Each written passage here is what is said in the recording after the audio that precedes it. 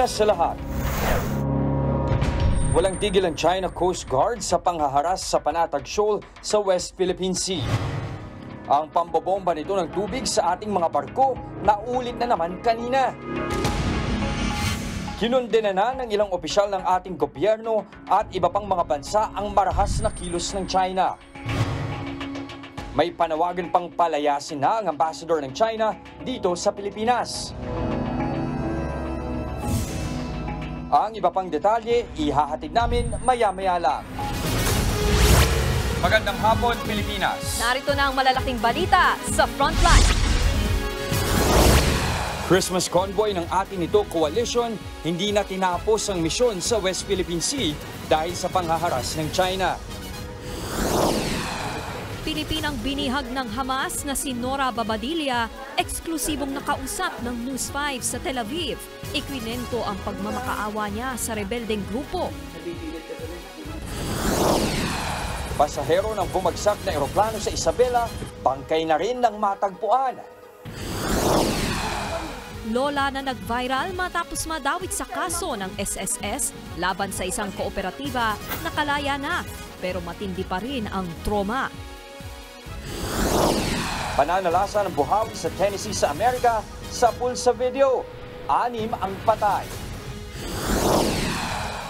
At daddy ni Sara Labati may patutsyadang post sa balain ng si Annabel Rama.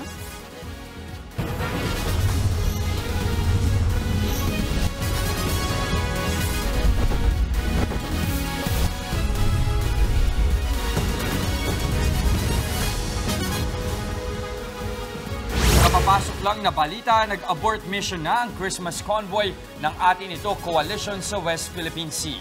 Pabalik na ng Palawan ng grupo at hindi na tinapos pa ang misyon. Alamin natin ang buong detalye ng balitang yan mula kay News Anchor Ed Lingaw. Maya-maya lang. 2 araw ng mas agresibo ang ikinikilos ng China sa West Philippine Sea. Kanina, inulit na naman ng China Coast Guard ang pambobomba ng tubig sa ating mga barko. Ang isa sa mga bangka na gamit sa resupply mission, nakabangga pa ng malaking barko ng China. Nasa frontline ng balitang yan, si Elaine Fulgencio.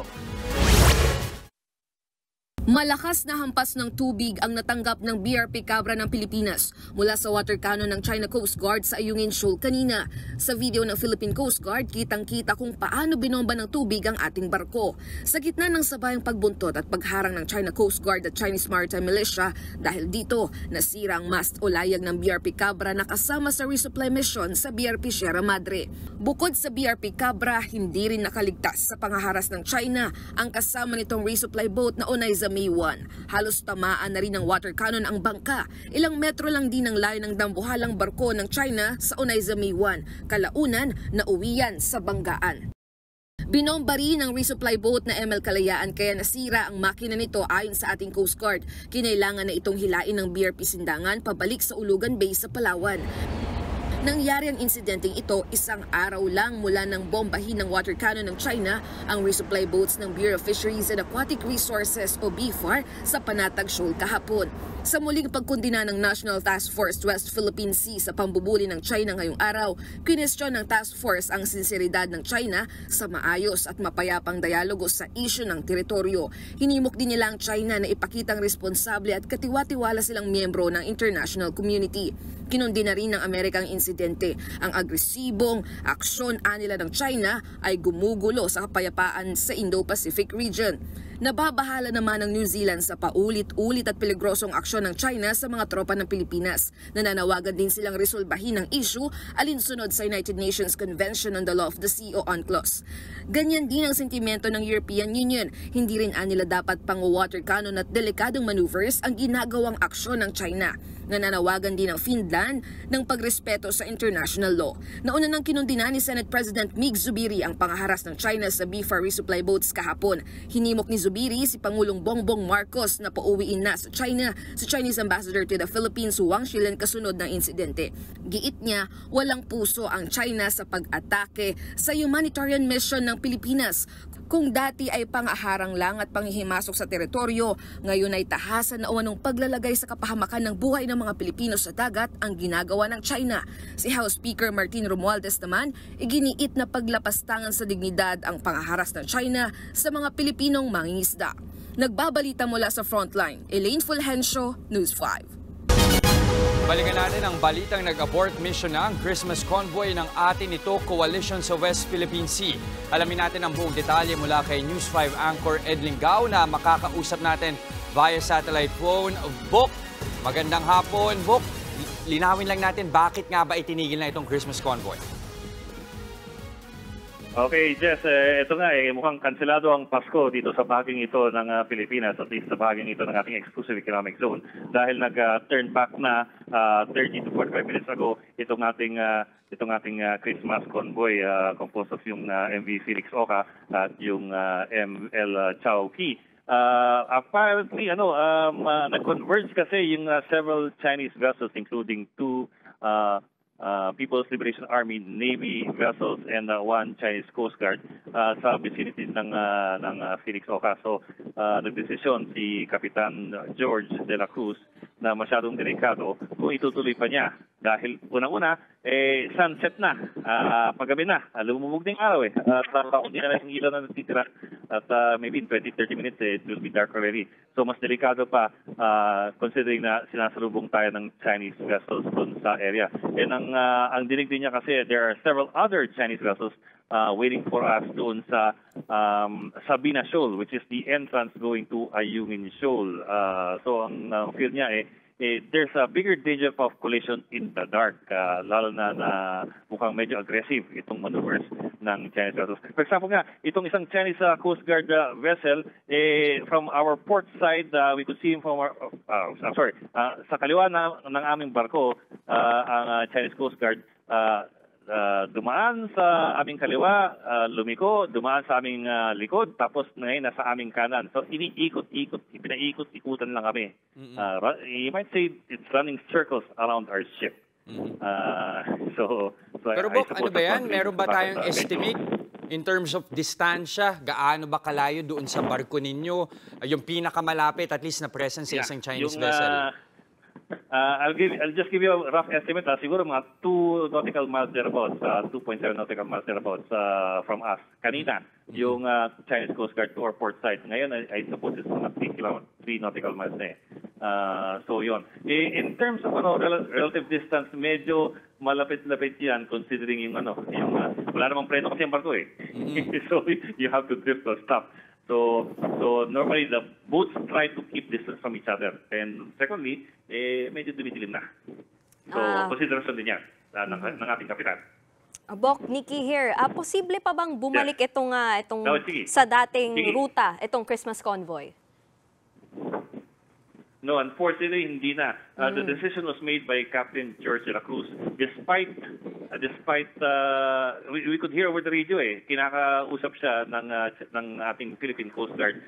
Ituloy na natin. Stay on course. We will screen you. We will try to be by your side. And go on with the mission. Sabi ni Kapitan, hindi, it's too dangerous for my vessel kasi my vessel to begin with, sabi niya, is 55 years old. It was built in 1968 compared to yung Philippine Coast Guard. Medyo bago-bago yan. So mas mabilis yung Coast Guard ng, both our Coast Guard and Chinese Coast Guard.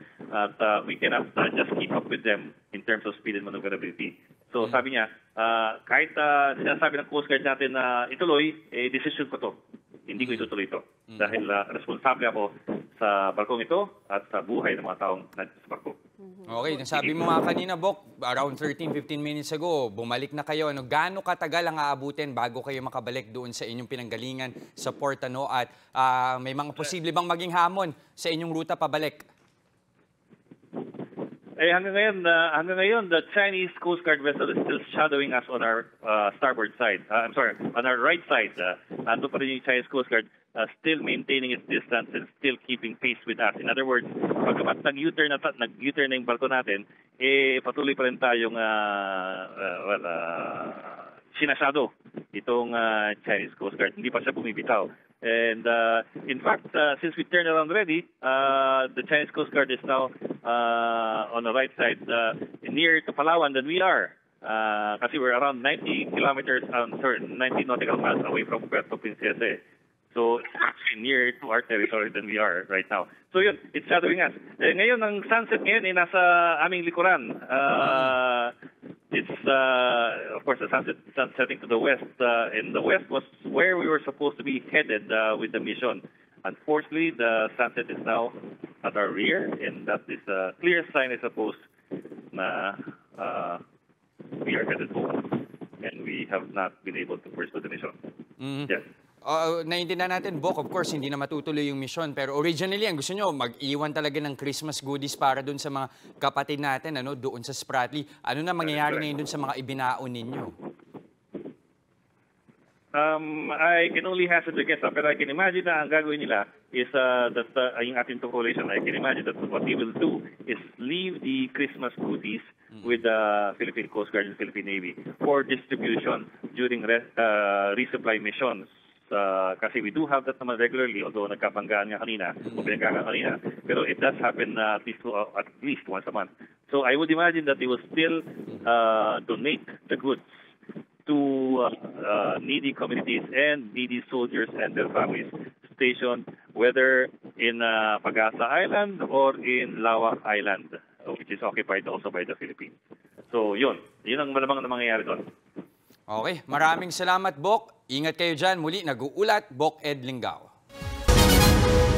Kambyo tayo sa ibang balita, ramdam na ang mas mabigat na traffic sa EDSA habang papalapit ang Pasko. Payo ng mga otoridad, planuhing maigi ang mga lakad at habaan ng pasensya.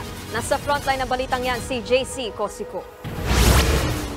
Alas 3 pa lang ng hapon at wala pang rush hour.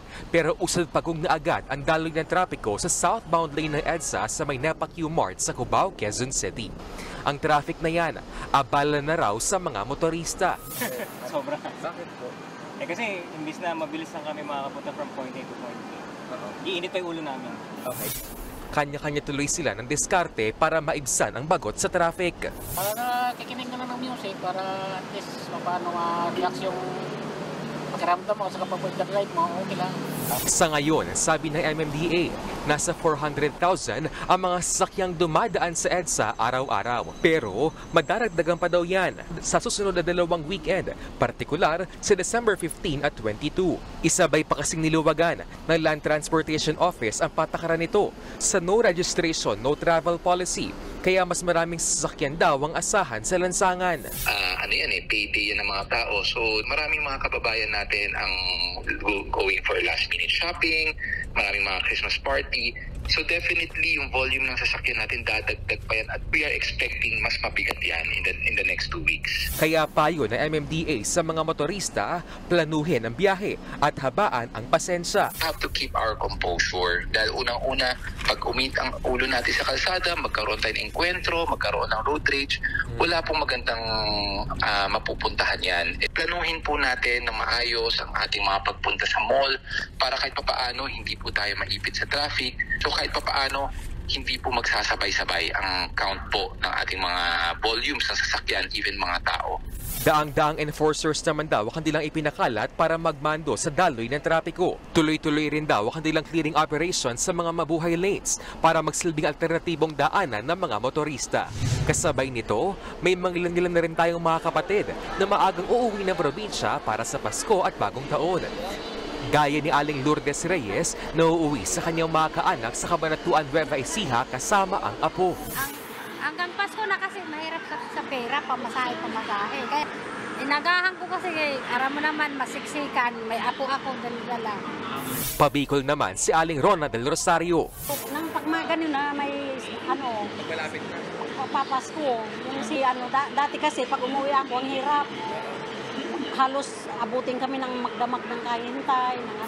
Inaasahan naman ng pamunuan ng bus terminal na dadagsa ang mga pasahero dito simula December 20 o 5 araw bago ang Pasko. Tagahan nila ang pag-uwi para hindi sila masabay sa karamihan ng pasahero. Sa mga dala-dalahan nila, kung hindi naman dapat magdala ng napakaraing dala-dalahan, huwag sila magdala nun para hindi sila mahirapan. Nagbabalita mula sa Frontline, JC Cosico, News 5. Gumaling na sa COVID-19 si Pangulong Bongbong Marcos. Ayon sa Presidential Communications Office, natapos na ngayong araw ang 5-day home isolation ng Pangulo. Wala na raw siyang ubo, sipon at lagnat. Pero inirekomenda pa rin ng doktor ni PBBM na magsuot ng face mask ang Pangulo sa loob ng 10 araw. Pag-iingat daw yan lalo't humaharap siya sa publiko. Ito na ang ikatlong pagkakataong nagka-COVID si Pangulong Marcos. Arestado ang 2 lalaking sangkot sa rent-tangay modus sa Santo Tomas, Batangas. Nasa frontline na balitang yan si Ian Suyu. Madaling araw nitong Biyernes nang arestuhin ng 2 lalaking ito sa Barangay San Isidro sa Santo Tomas, Batangas. Kinilala silang sina Robert Baligwat at Leonardo Dayo na 2 raw sa pinaka-wanted na karnapper sa probinsya. Ayon sa Santo Tomas Police, unang ikinasa ang operasyon laban sa mga suspect matapos ireklamo ng ilang biktima ng rent-tangay scam. Sumama pa sa operasyon ng ilang biktima para ituro ang mga nanakaw na sasakyan. Positively identified naman noong complainant itong kanyang Nissan Urban. Although pinalitan na ng plate numbers, kaya lang meron siyang mga marking na siya lang ang nakakalam. Modus daw ni Baligwat at Dayo na magrenta ng kotse, i-duplicate ang susi at saka babalikan ang target nilang sasakyan para tangayin. Babalik nila ito sa owner ng rent-a-car. Then, naka-install na sila sa loob ng GPS at imumonitor na lang nila kung saan ipapark itong sasakyan. Once na nakita nila, walang nakabantay, agad-agad nila itong bubuksan at itatakas nila. Kapag nanakaw na, agad nila itong papalitan ng plaka para hindi madaling matunton ng may-ari at ng mga pulis. Nang buksan ng isa sa mga nakaw na sasakyan, tumambad pa sa mga pulis ang sari-saring plaka at mga peke umanong rehistro. Kasalukuyang nakakulong ang 2 sa custodial center ng Santo Tomas Police. Nahaharap sila sa patong-patong na kaso. Nagbabalita mula sa frontline, Ian Suyu, News 5. Susunod, nag-viral na lola na kinasuhan ng paglabag sa SSS Law. Kahit wala namang kasalanan, kumusta na kaya matapos makalaya? News 5 exclusive. Pinay na pinalaya ng grupong Hamas sa Israel. Ikwinento ang malabangungot na karanasan.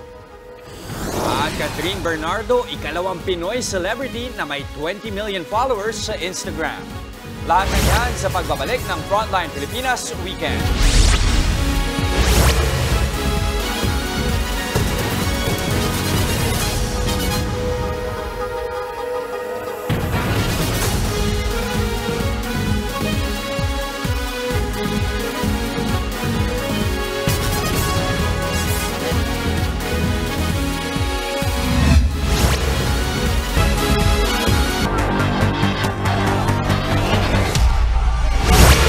Kauna-unahang pagkakataon, ibinahagi ni Nora Babadilla ang kanyang dinanas bilang bihag ng Hamas. Ikunento niya sa News 5 kung paano siya nagmakaawa para hindi patayin ng rebeldeng grupo. Mula sa Tel Aviv, Israel, nasa frontline na balitang yan si Rainiel Pawid, exclusive.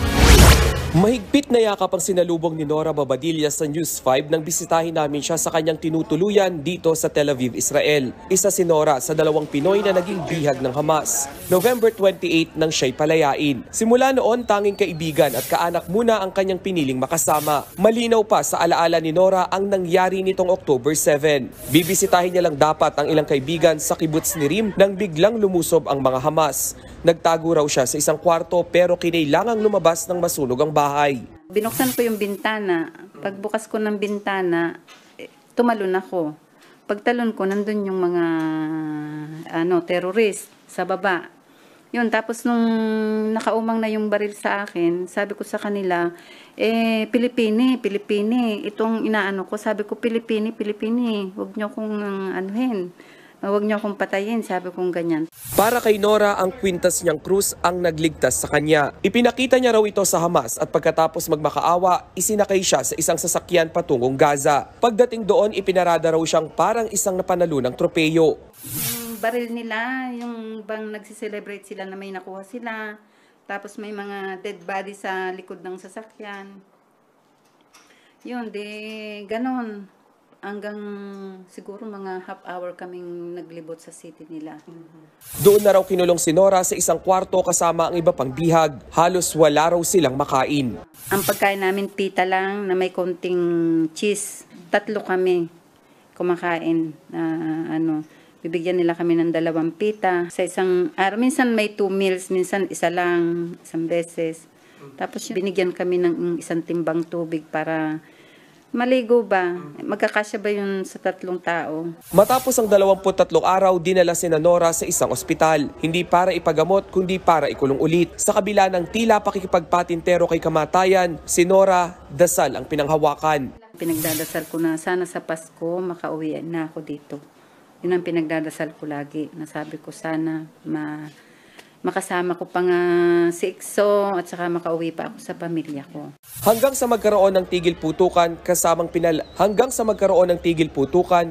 pinalaya si Nora. Kahit isa ng Israeli citizen, umagapay pa rin ang OWA at Philippine Embassy sa Israel sa ating kababayan. So initially makakatanggap siya ng $200 na emergency financial assistance from OWA. And then of course, if she decides to go home, she will receive an additional more benefits. She intends to set up a business. We have government agencies willing to support and provide initial capital if she has a business plan. Sa ngayon, patuloy ang medical assessment kay Nora. Sumasa-ilalim din siya sa plant therapy o pag-aalaga ng halaman bilang bahagi ng kanyang post-war debriefing. Sagot na raw ng Israeli government ang kanyang pagpapagamot at pansamantalang tirahan.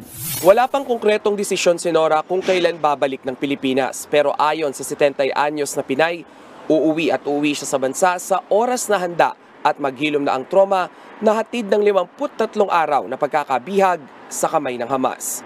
Nagbabalita mula sa frontline, Rainiel Pawid, News 5 Israel. Malapit na raw bumagsak ang Hamas. Yan ang iginiit ng Israel matapos ang sunod-sunod na pagpaslang sa mga miyembro ng rebeldeng grupo. Nasa frontline ng balitang yan si Elaine Fulgencio. Gamit ang mga rocket-propelled grenade, pinuntirya ng rebeldeng grupong Hamas ang mga tangke at armored vehicle ng Israel sa Gaza City. Pati ang kilalang kakampi ng Hamas na Islamic Jihad nakikipagbakbakan na rin. Pero hindi nagpapatinag ang Israeli forces. Pinasabugan nila ng granada, pinaulanan ng bala. Saka nilusob ang loob ng gusaling ito sa Jabalia, Northern Gaza. Napatay nila ang 2 individual na ayon sa Israeli Army ay mga teroristang Hamas. Sa ika-60 araw ng gera, mas tumindi pa ang opensiba ng Israel. At mas maraming napapatay na mga Hamas. Sa daming araw ng nalalagas na miyembro ng rebelding grupo, idagdag pa ang mga sumusukong terorista. Nakikitaan na raw nila ng senyales na malapit nang bumagsak ang mga Hamas. Pero ayon sa hepe ng Israeli Army, senyales din ito na kailangan pa nilang paigtingin ang kanilang pakikipaglaban. Posible nga raw tumagal ng 1 pang buwan ang kanilang operasyon sa Gaza, partikular sa Khan Yunis. Mukhang matatagalan din bago masundan ng humanitarian ceasefire matapos hindi maipasa ang draft resolution sa United Nations. Vinito kasi ng Amerika ang resolusyon kahit pa 13 sa 15 miyembro ng Security Council ang sumuporta habang nag-abstain ang Britain. Ikinatuwa naman ni Israeli Prime Minister Benjamin Netanyahu ang pagvito ng Amerika sa resolusyon. Tama lang daw ang naging posisyon ng US. Mapipigilan lang daw kasi ng ceasefire ang kanilang operasyon laban sa Hamas. Kaya tuloy daw ang giyera hanggang sa mawala ang banta ng mga terorista at makamit ang iba pa nilang layunin kabilang ang pagpapalaya sa mga natitirang bihag. Nagbabalita mula sa frontline, Elaine Fulgencio, News 5.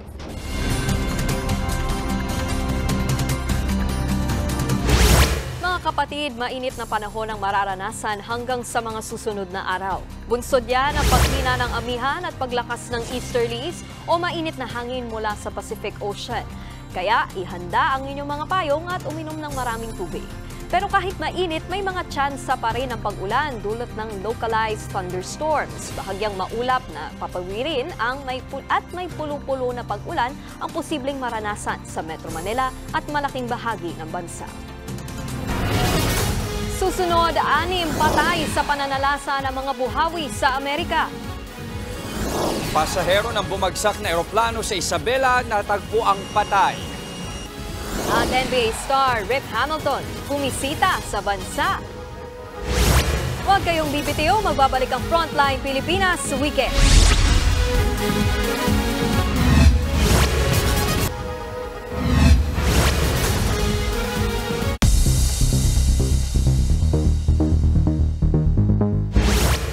Muli bababa sa 6 ang patay sa paghagupit ng buhawi sa Tennessee sa Amerika. Sa pulse video ang pananalasa ng malaking buhawi at pagtama ng kidlat. Sinundan yan ang pagsabog at pagsiklab ng malaking apoy. Libu-libong bahay ang winasak ng buhawi. Nagpagsakan ng mga puno at mga poste. Hanggang ngayon wala pa rin kuryente ang halos 80,000 residente roon.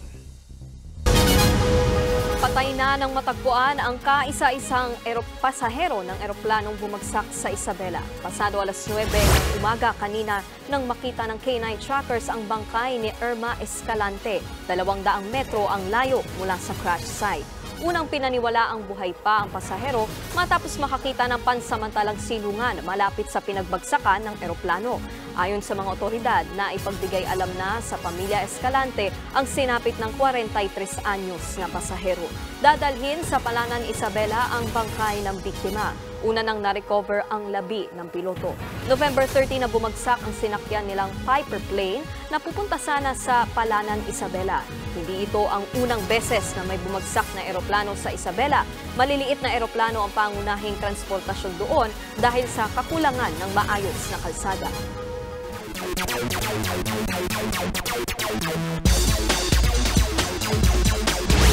Tatlo laban sa tatlo, yan ang laban ng pinakamahuhusay na basketball players sa loob at labas ng bansa sa NBA 3X tournament ngayong weekend. Kabilang sa mga dumalo ang isang dating NBA champion.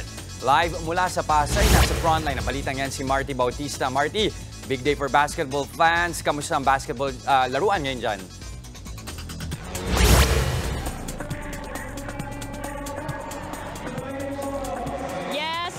Uminit na naman ang basketball fever dito sa Pasay. Nagpakitang gilas kasi ang ilang mga local at international talent para sa NBA 3X tournament dito sa MOA Music Hall. In celebration of Filipino fandom, nagpapasalamat ang Republika ng NBA sa mga loyal Pinoy basketball fans. Sinimulan yan sa isang viewing party ng NBA in-season tournament championship sa pagitan ng LA Lakers at Indiana Pacers. Good. Nagulat nga po kami pagdating namin, nanonood din po sila sa viewing. Sinundan naman yan ng NBA 3X tournament. Patuloy ang paglaki ng 3x3 basketball sa bansa na mas fast-paced at physical. Before, when you tell them 3x3, what is that? Basketball? Ah, okay, yeah, that basketball. Now, you don't even have to say basketball, they know what 3x3 is all about. So, from streets to the main court to the Mall of Asia, it's been known. Hindi rin nagpahuli ang mga babaeng manlalaro. Having us here, sobrang nafe-feel namin ay hindi lang lalaki, kundi pwede din pala yung babae dito sa basketball. Local players sa pro and collegiate level at mga international players galing Thailand, Mongolia at Japan ang nagpakitang gilas ngayong araw. Sama-sama namang nanood ang mga basketball lovers for free. Dumating sa bansa ang former NBA star na si Rip Hamilton bilang bahagi ng NBA 3X Philippines Invitational. Nakilaro pa siya sa isang exhibition game. Nakilala si Hamilton bilang bahagi ng 2022 championship squad ng Detroit Pistons kasama sina Chauncey Billups, Tayshaun Prince at Ben Wallace. So Jess, ngayon kakatapos lang ng men's 3X group stage at ongoing na yon ang women's 3X. Pero excited na mga spectators dito dahil may mga musical performances at dance number para naman sa halftime show. Pagkatapos niyan, dadating na din si NBA star Rip Hamilton para sa NBA 3X Grand Finals. Yan ang latest dito sa MOA Music Hall. Jess, balik sa inyo. Marami pang mangyayari para sa mga gustong humabol. Muli, maraming salamat, Marty Bautista. Balitang NBA pa rin, ang Los Angeles Lakers ang kauna-unahang kampiyon sa inaugural NBA in-season tournament.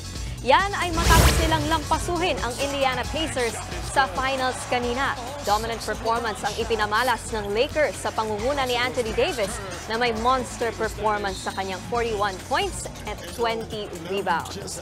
May 24 points at 11 rebounds naman si LeBron James. Ang final score, 123-109. Itinanghal na most valuable player si King James. Hiwalay at walang bearing ang resulta ng in-season tournament sa regular NBA season. Sa in-season tournament, hinati sa 6 na grupo ang mga koponan labanan. Matapos ang group stage, maghaharap naman ang mga top team sa knockout round. Bukod sa bragging rights, makatatanggap din ang bawat Lakers player ng $250,000.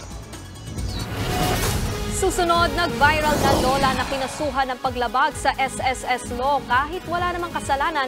Kumusta na kaya matapos makalaya? Silipin natin ang engrandeng Belen at Christmas tree sa Vatican. At mga magulang ni Sara Labati at Richard Gutierrez, nagpaparinigan nga ba? Tuloy-tuloy ang balitaan sa Frontline Pilipinas Weekend.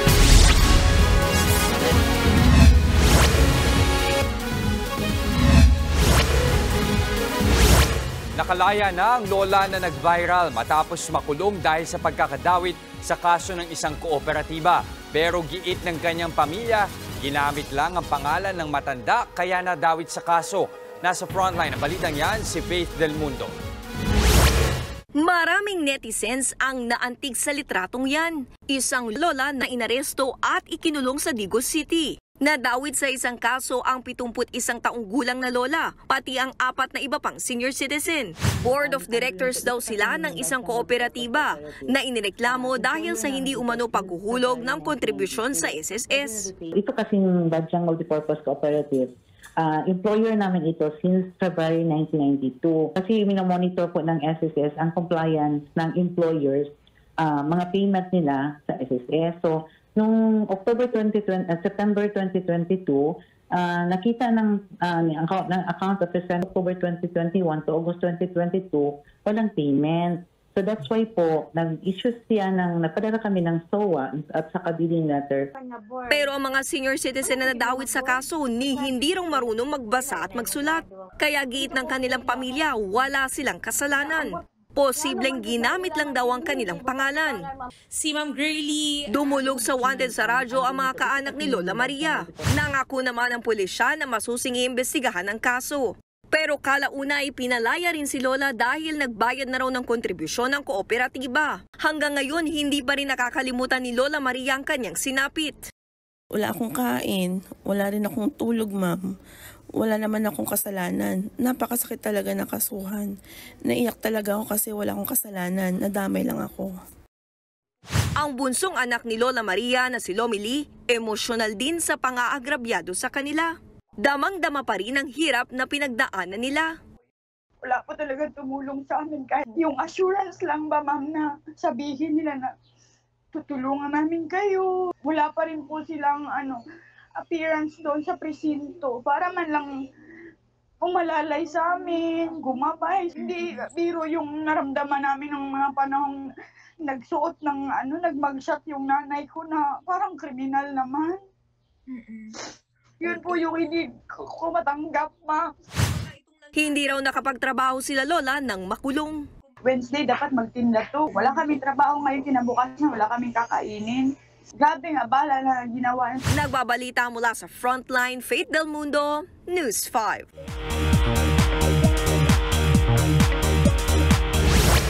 Napansin ng netizens ang tila pagpaparinig ng tatay ni Sara Labati sa balain niyang si Annabel Rama.